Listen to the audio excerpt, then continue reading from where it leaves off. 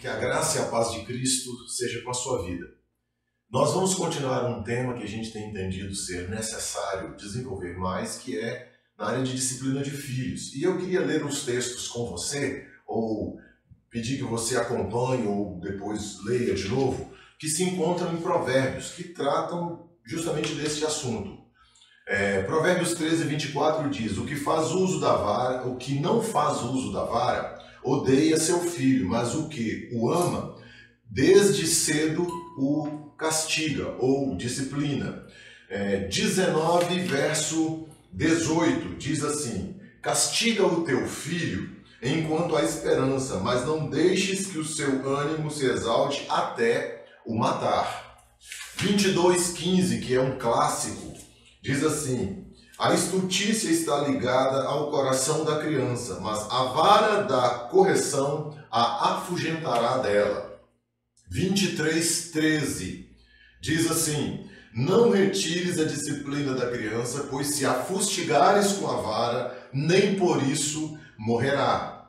29:15 diz assim: a vara e a repreensão dão sabedoria, mas a criança entregue a si mesma envergonha a sua mãe e automaticamente ao seu pai.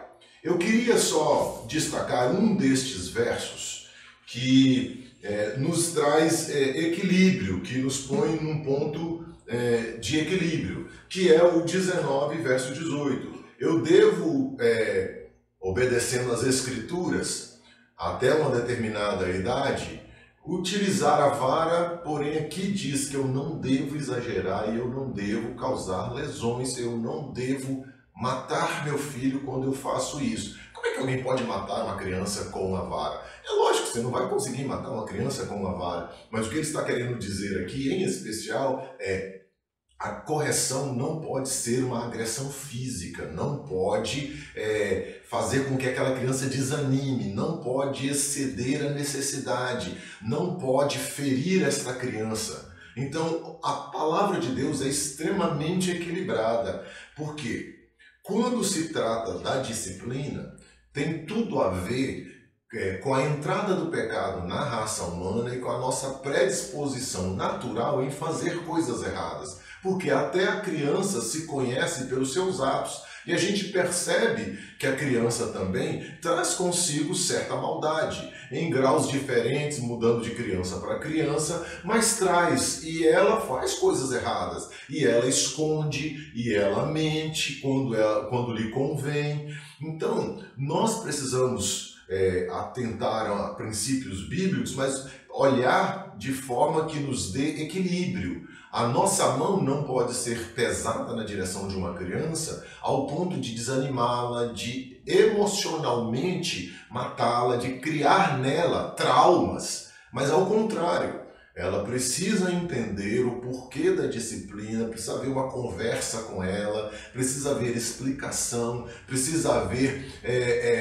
um bate-papo anterior para mostrar por que é que aquilo está acontecendo. Porque você pegar uma criança e começar a bater nela do nada, porque ela fez uma coisa errada, mas sem dar a ela a devida explicação, ela não sabe por que ela está apanhando, mesmo ela tendo aprontado. Então é necessário um bate-papo antes, uma conversa adequada. E nesse processo todo é necessário que seja em separado. Presta atenção. Nunca faça isso na frente de ninguém, de absolutamente ninguém. É você e ela num local separado para que a vergonha não seja acima do que ela possa suportar. Bom, queridos, o Rubem acabou de nos ler a lei de Deus, a orientação do Senhor para nós educarmos nossos filhos. Eu estou aqui com a lei dos homens. Eu estou aqui com a lei lei 13.010. De 2014, que é a famosa lei da palmada.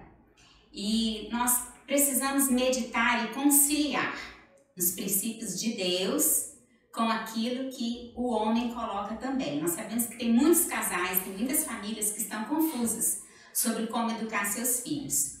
No primeiro artigo aqui dessa lei, irmãos, diz o seguinte: a criança e adolescente têm direito de ser educadas e cuidadas sem o uso do castigo físico ou de tratamento cruel e degradante. Então, diante do que a palavra nos ensina, que é a nossa regra de fé e prática, a lei de Deus está acima da lei dos homens.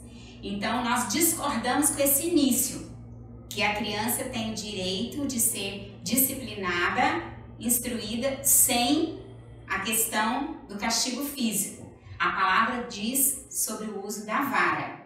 Porém, olha como Deus é perfeito e nos chama para o equilíbrio. A palavra nos diz que é para instruir, ensinar, sem humilhar, sem matar a criança, sem espancar a criança. E o que essa lei da palmada está falando é exatamente isso, que a disciplina física ela não deve causar lesão, ela não deve trazer humilhação para a criança e para o adolescente, não deve ser ameaça para a vida dele e não deve ridicularizar a criança e o adolescente. Então, a palavra de Deus nos chama para esse equilíbrio. A disciplina física, ela tem o objetivo de trazer restauração, trazer crescimento, trazer arrependimento. Então, nós vamos tocar em alguns pontos básicos aqui, inclusive que o Rubem até já falou. Quando começar a disciplinar o meu filho fisicamente? Pense o seguinte, querido, se o seu filho, se a sua filha já está sendo capaz de fazer pirraça, se jogar no chão, ir contra uma ordem sua, confrontar você, sua autoridade, então ele também já está pronto para ser disciplinado fisicamente.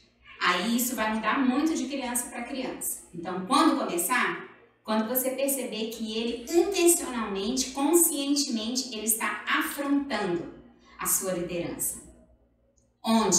O Rubem já falou, né?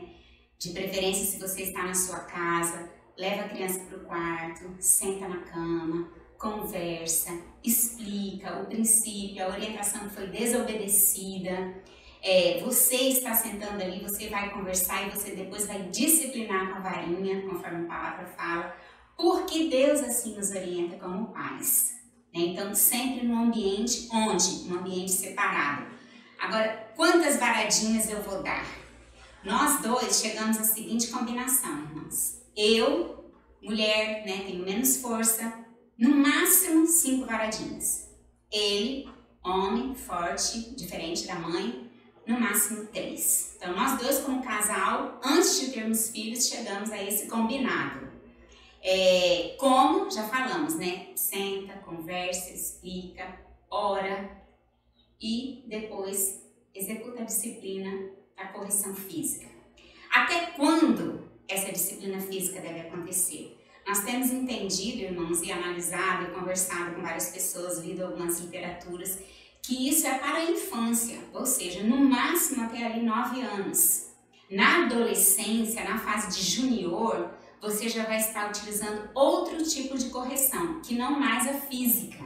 Tirar privilégios, sentar, conversar, ir na palavra, levar a criança, o adolescente, o jovem ao quebrantamento. E lembrando, né, reforçando isso, esse uso da vara não é para adolescente, esse uso da vara não é para jovem, esse uso da vara não é para junior. São para crianças pequenas que estão ali no máximo até 9 anos. E eu queria lembrar algo a você. O seu objetivo não é fazer com que a criança apenas te obedeça.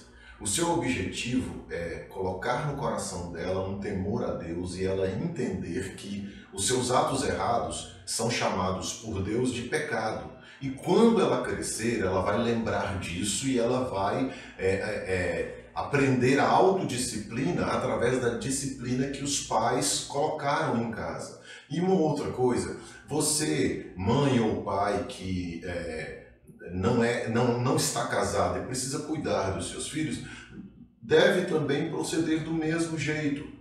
Você vai tomar essas decisões e você vai contar com a graça de Deus. Se for preciso, pode pedir ajuda para um casal, para poder acompanhar seu filho. Por exemplo, na adolescência, você já deu toda a instrução na fase inicial de infantil, entrou como junior, a fase junior. Quando chega na adolescência, você pode agregar alguma família da igreja, família de sabedoria, gente equilibrada, que possa também auxiliar você no acompanhamento do seu filho, da sua filha. Eu não vejo nenhum problema, a família da fé precisa ser considerada e nós precisamos levar as cargas uns dos outros. E isso envolve também no cuidado com aqueles que são solteiros, no cuidado de seu filho, sua filha, ou avós, ou tios que têm esta responsabilidade.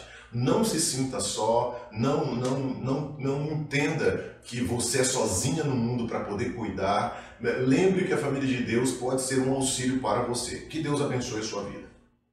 Querido, lembrando sempre, curta essa publicação, encaminhe para pessoas que você sabe que precisam ouvir sobre o tema. E se você tiver perguntas, nos encaminhe, porque nós podemos estar gravando os próximos programas em cima das suas dúvidas. Que Deus nos abençoe.